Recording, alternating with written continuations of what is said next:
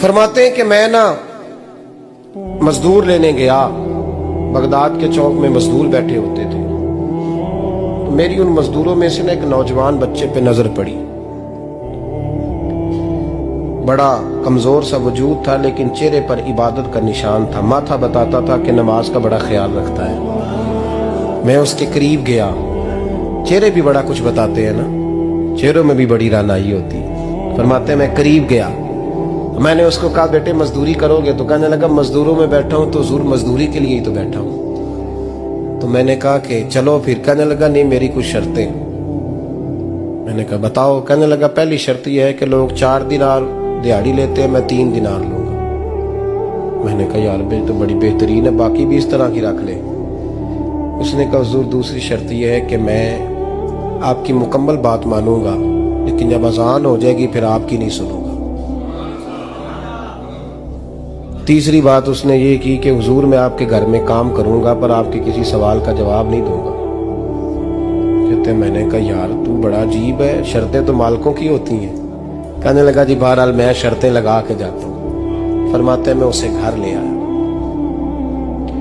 کام میں نے اس کو بتایا تو جو کام مزدور سارے دن میں کرتا ہے نا اس نے 2 گھنٹے میں کر دیا۔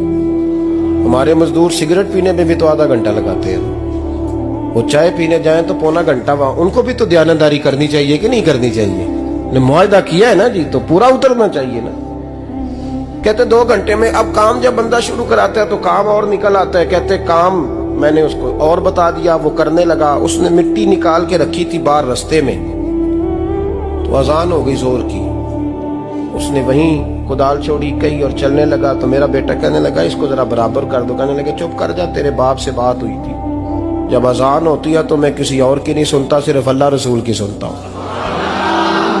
کہتے ہیں مسجد چلا گیا، نماز پڑھ کے آیا تو دوپہر کا وقت تھا۔ میری بی بی کہنے لگی اس کو کھانا کھا لے۔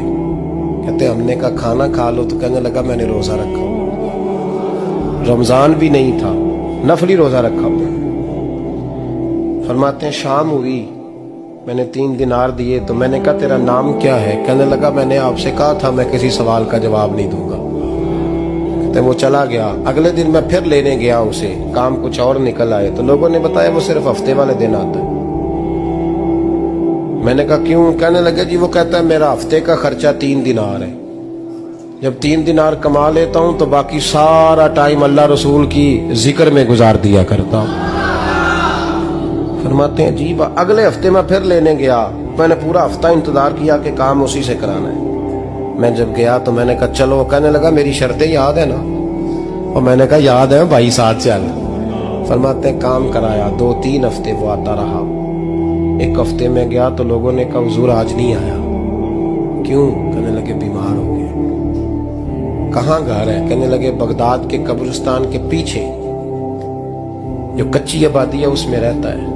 فرماتے میں گیا، دروازے پہ دستک دی تو کہنے لگا حضور آپ ہیں؟ دروازہ کھولا ہے، آ جائیے۔ فرماتے ہیں میں اندر گیا تو میں نے کہا تمہیں کیسے پتا چلا میں آیا ہوں؟ کہنے لگا حضور اللہ والے ہو، آپ نہیں آنا تھا، ورنہ امیر تو غریبوں کا پتہ لینے کوئی نہیں آتے۔ کہتے میں قریب گیا تو کہنے لگا میں آپ کا انتظار کر رہا تھا، تیز بخار ہے، تپ رہا۔ جیب سے کچھ پیسے نکالے، کہنے لگا یہ پیسے رکھ لیں۔ ایک انگوٹھی نکالی،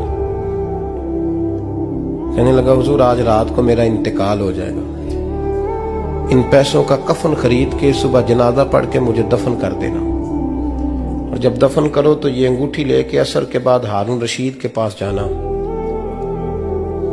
آپ اسے کہنا میں نے ملنا ہے پر وہ آپ کو ٹائم نہیں دے گا، آپ اس کو آواز دیجئے گا کہ تیری ایک امانت ہے میرے پاس، پھر وہ آپ سے ملے گا تو انگوٹھی دے دیں، پھر آپ میری طرف سے فارغ ہیں۔ حضرت فرمانے لگے تیرا نام؟ اور کہنے لگا حضور وقت تھوڑا ہے،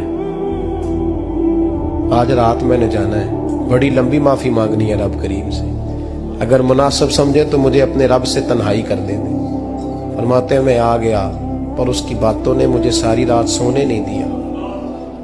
فرماتے ہیں صبح بڑی مشکل سے سورج نکلا، میں گیا دروازے پہ ہاتھ رکھا تو دروازہ کھلا ہوا تھا، اندر داخل ہوا تو خوشبوئیں میرا استقبال کر رہی تھی، جب چہرے سے کپڑا ہٹایا تو اس کا تو انتقال ہو چکا۔ इंतकाल हो चुका है, ऐसे जैसे किसी का दीदार करके सोया है।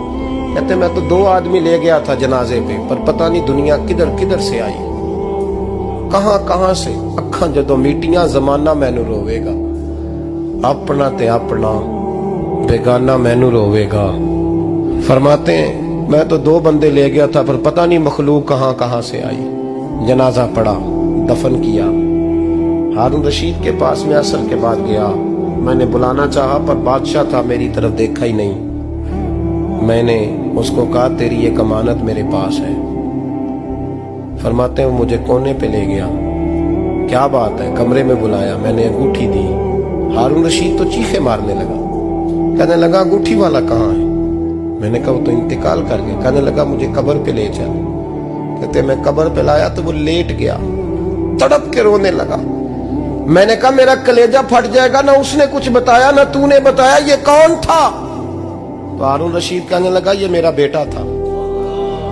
मैंने कहा तेरा बेटा और मजदूर? कहने लगा हुजूर ये हजरत दाऊद ताई